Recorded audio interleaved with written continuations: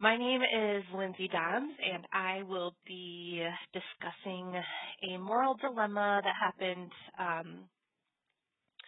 between my husband and I and the choices we had to make during the COVID-19 pandemic. In July of 2020, my husband and I had our first daughter, Sophia, born at the height of the pandemic.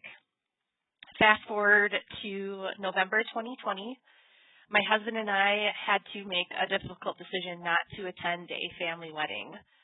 We had, like I just said, welcomed a newborn into the world, and with the rising case numbers and the limited knowledge of the long-term risks associated to COVID-19, we felt the responsible choice and the moral choice was to stay home and not attend the wedding.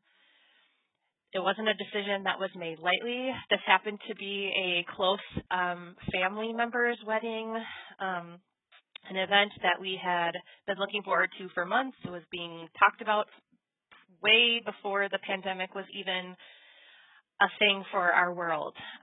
But protecting my child and ourselves and doing our part to stop the spread of the deadly virus felt like the higher priority, and therefore we made the decision to stay home. However, others in our family were very upset with our decision, and they disagreed with us.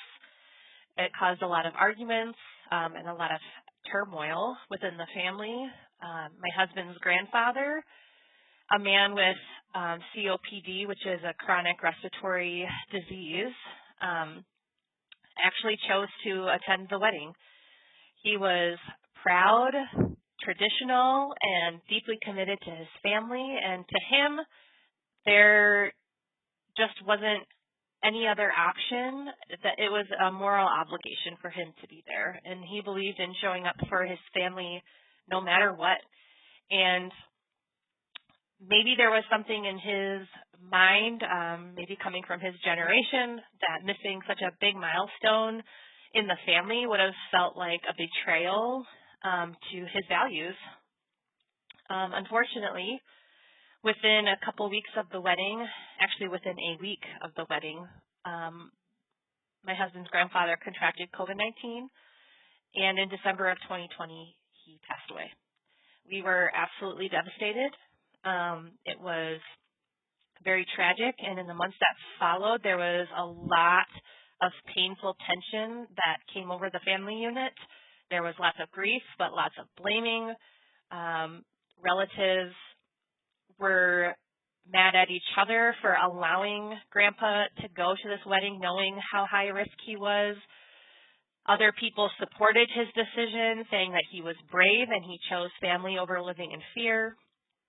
But for my husband and I, there was a lot of grief, entangled with guilt and unanswered questions. Did we do the right thing by staying home? Did our absence contribute to a broader sense that the pandemic precautions were optional and not really all that serious?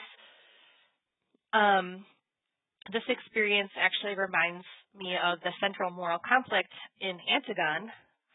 Antigone defies King Creon's decree in order to bury her brother to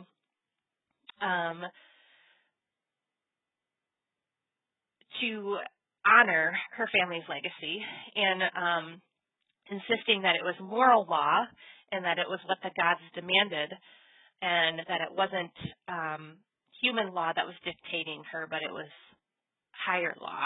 And ultimately her actions led to tragedy, but they were rooted in a sense of duty, family loyalty, and personal convictions.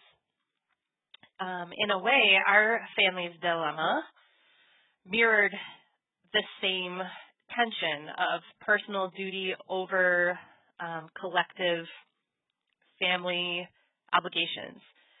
And my husband and I were kind of like Creon in a sense, because we believed in the rules and we believed in protecting the life.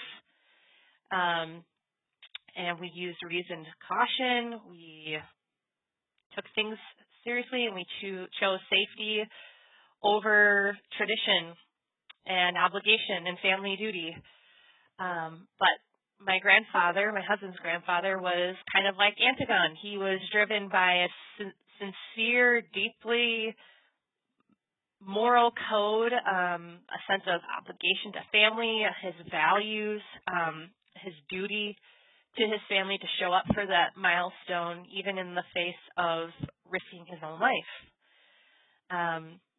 And you know what? He died upholding those values, and ultimately the moral complexity here lies in the fact that I'm not sure if the decision was wholly right or wholly wrong to attend or not to attend. We were all just trying to do what we thought was best at the time based on love, the love for my daughter, love for each other, love for others, love for family.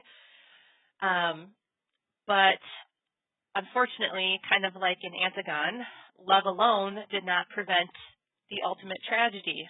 Instead, each decision still carried a cost in the end. So what is so morally disillusioning about all of this is that there's no resolution and there's no